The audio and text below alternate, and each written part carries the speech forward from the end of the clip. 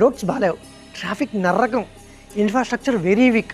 అయినా కానీ ఆ ఏరియాలో ప్రాపర్టీ ప్రైసెస్ ఎందుకు స్కై హైలో ఉంటాయి తెలుసా? మనం అనుకుంటాం మంచి రోడ్స్, మంచి ఇన్ఫ్రాస్ట్రక్చర్, మంచి కనెక్టివిటీ ఉంటే ప్రాపర్టీ ప్రైసెస్ హై ఉంటాయని. కానీ రియాలిటీలో కొంచెం డిఫరెంట్. చాలా సిటీస్లో ఇన్ఫ్రాస్ట్రక్చర్ వీక్గా ఉండే ప్లేసెస్లో ప్రాపర్టీ ప్రైసెస్ ఎక్కువగా ఉంటాయి. ఎందుకంటే పీపుల్ ఇన్ఫ్రాస్ట్రక్చర్ మీద కాదు, టైం సేవ్ చేయడానికి మనీ పే చేస్తారు. ఒక ఐటీ ఎంప్లాయీ ఆఫీస్కి రీచ్ అవ్వడానికి 2 hours ట్రావెల్ చేయాల్సి వస్తే ఆఫీస్ దగ్గర ఉన్న ప్రాపర్టీకి ప్రీమియం పే చేయడానికి రెడీగా ఉంటాడు, ఎక్స్ట్రా అమౌంట్ పెట్టడానికి రెడీగా ఉంటాడు.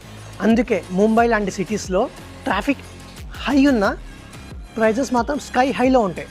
కానీ హైదరాబాద్లో ORR, metro, financial district, Shamshabad connectivity వల్ల గ్రోత్ అనేది మల్టిపుల్ ఏరియాస్లో స్ప్రెడ్ అవుతుంది. సో ఇక్కడ లొకేషన్ ప్రెజర్ ఉండదు. అంటే ఇక్కడ ప్రెజర్ అనేది ఒక లొకేషన్లో కాకుండా డిస్ట్రిబ్యూట్ అవుతుంది అన్ని ప్లేసెస్కి. సో ప్రాపర్టీ ప్రైజెస్ స్టడీగా, హెల్తీగా ఉంటుంది. రియల్ ఎస్టేట్లో ఇన్ఫ్రాస్ట్రక్చర్ అంటే రోడ్స్, కనెక్టివిటీ కంటే వాల్యుబుల్ అసెట్ ఏంటో తెలుసా? టైం. పీపుల్ రోడ్స్ని కాదు, ట్రావెల్ టైంని కొనుక్కుంటారు. మీరు హైదరాబాద్లో ఏ ఏరియా నెక్స్ట్ హాట్ స్పాట్ అవుతుందో కమెంట్స్లో మెన్షన్ చేయండి.